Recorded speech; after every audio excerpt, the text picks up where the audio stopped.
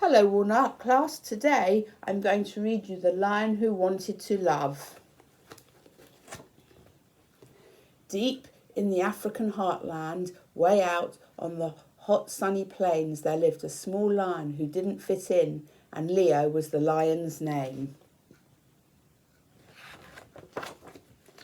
Now, lions are usually fierce and lions are meant to be strong, but Leo just wanted to love everybody and play with his friends all day long. "You worry me, Leo, my darling," his mum started saying one day. "You'll never survive in the animal world if you don't learn to hunt for your prey."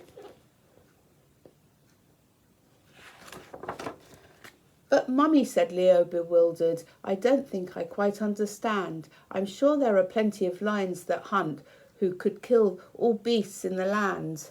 And besides, when I'm close to a zebra, a funny thought goes through my head. Instead of deciding to bite through his skin, I'd much rather hug him instead."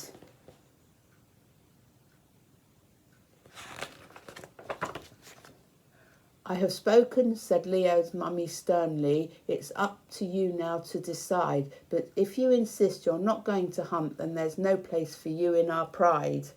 Poor Leo crept off to the jungle, but hoped that with love in his heart, he'd learn how to cope in the animal world, though he didn't quite know where to start.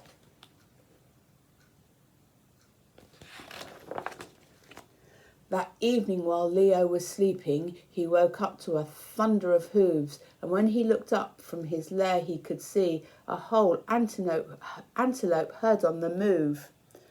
Some leopards were running beside them, surrounded by thick clouds of dust. Leo thought quickly. He jumped to his feet. "I must help them," he cried. "Yes, I must." Then he caught sight of two injured young ones who couldn't keep up with the bunch. If he didn't help them to try to escape, the leopards would eat them for lunch. Leo led them away back to safety and gave them some food they could eat, but they licked their wounds clean till they both became strong, and he nursed them back onto their feet. The antelope babies kissed Leo and then told him, "We'll never forget that you saved our lives when we thought we were dead. You're the loveliest lion we've met." Leo was very excited. His face had lit up in a smile. "It's funny making friends in the jungle," he thought. Then he lay down and slept for a while.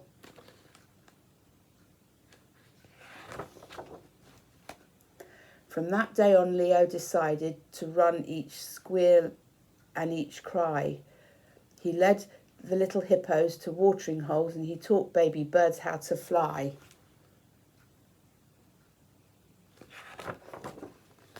He helped the giraffe who'd been injured and a vulture who'd broken his wing, and even though all his friends gave him food, he never once asked for a thing.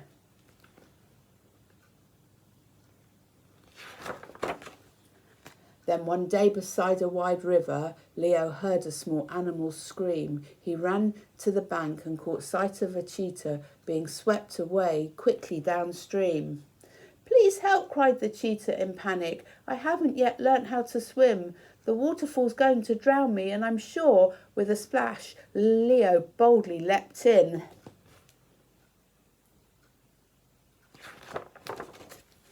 He managed to rescue the cheetah and push him quite safe to the side, but as he was trying to scramble ashore, Leo slipped and got caught in the tide. The river was crashing and foaming, and Leo let out a loud yelp. The waterfall wasn't too far away now, so Cheetah rushed off to find help.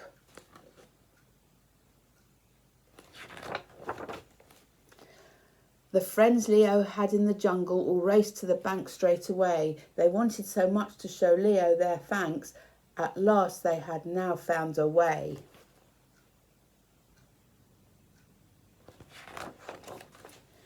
They climbed on the rocks through the rapids and linked themselves up tail and paw. An elephant wrapped his long trunk round the tree, which anchored them safe to the shore. And when Leo got to the rapids, the lioness dipped down her head. She lifted him gently across the bank. "You're safe, Leo, darling," she said.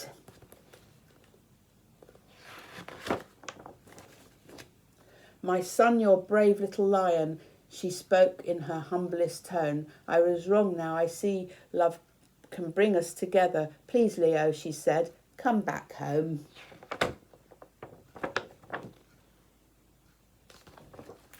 You've got to be strong to be different, and when you've got love on your side, you've got the most vulnerable gift that there is. We want you as king of our pride. The end.